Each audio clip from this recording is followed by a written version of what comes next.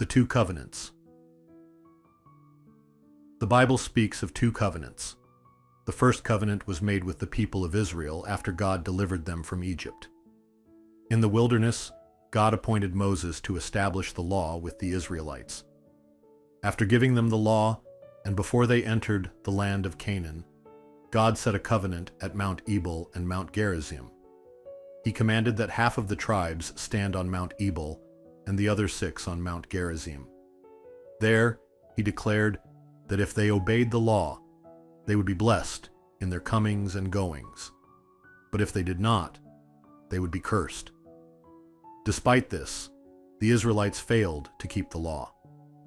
Today, when most people think of the law, they often picture only the 10 Commandments that Moses received on the 2 stone tablets. But the 10 Commandments were only a representative part of the law, not the whole. The full law contained 613 commandments, covering what should and should not be done, as ordained by God. These commands carried a clear condition. Obedience brought blessings, while disobedience brought curses. Yet, time and again, the Israelites failed to uphold God's commands. Over time, they turned away from Him, even worshiping idols instead of following His will and plans. As a result, the prosperity or downfall of Israel often depended on the faithfulness of its kings and leaders. When leaders were faithful, the nation flourished. When they were not, the nation declined. This pattern is clearly recorded in the books of Judges, Kings, and Chronicles. God knew the Israelites would fail to keep the law. Still, He gave it to them for 2 main reasons.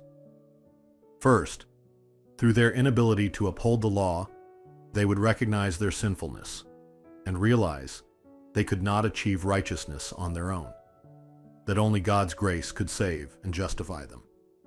Second, it was to prepare the way for the second covenant, which the Bible calls the New Covenant. The Bible repeatedly testifies about this new covenant. The first covenant was given through Moses, while the second covenant was brought by Jesus Christ in grace and truth, as John 1 records. The Apostle Paul also explains in Romans that Adam was the first Adam, while Jesus Christ was the second Adam, showing the difference between the first and second covenants. The first covenant, the law, was holy and came directly from God, but it required human effort and labor to fulfill. Because human effort is imperfect, no one had the strength or ability to fully keep it. Yet, even today, many people are still blinded, striving for righteousness and salvation through their own works. But this first covenant has already been abolished and no longer has power. That is why the Apostle Paul declared that no one will be justified by the law. We now live under the second covenant. The essence of this second covenant is receiving a new spirit and a new heart.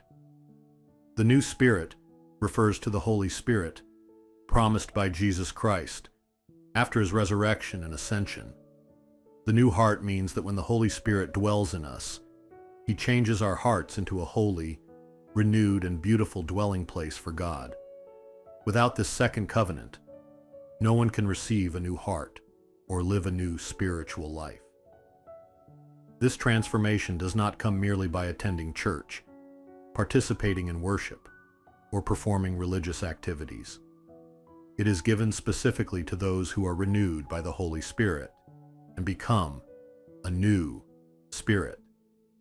Only when a person is renewed in spirit can they truly hear God's voice, recognize His providence, and live with eyes opened to see the realm of faith, speaking words of faith, and living in actions of faith.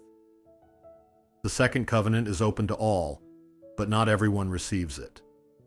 This is because the second covenant belongs only to those who deny themselves. Jesus said that anyone who wants to follow Him must deny themselves and take up their cross. Yet many believers today focus more on bearing their cross than on denying themselves. But without self-denial, the cross one bears may not align with God's will. What God desires is not simply that we carry burdens, but that we first deny ourselves. Bearing a cross, in truth, means experiencing the pain that comes with self-denial. It is not the ultimate purpose of God in itself. Still, many place the emphasis on the cross alone, neglecting self-denial. And as a result, they cannot come fully under the second covenant, or experience the transformation into a new spirit and new heart. This is why even decades of belief may not produce the true fruits of faith, leaving people stuck in outward practices instead of true inner change. Just as we should ask whether our actions align with God's will before we act, we must also ask whether the direction and purpose of our faith align with His heart. Too often, our focus is on outward actions, while God's focus is on the state of our hearts. That is why God said, He looks not at outward appearances, but at the heart. He is seeking hearts that have been changed by the new spirit and new heart. God gladly accepts every act and intention that flows from a spirit and heart renewed by the new covenant. But He does not delight in offerings that come from an unchanged heart. Therefore, examine your heart, reflect on what fills it, and welcome the spirit of the new covenant into that space. 구독, 좋아요, 알림 설정 해주세요. Subscribe, like, set notifications.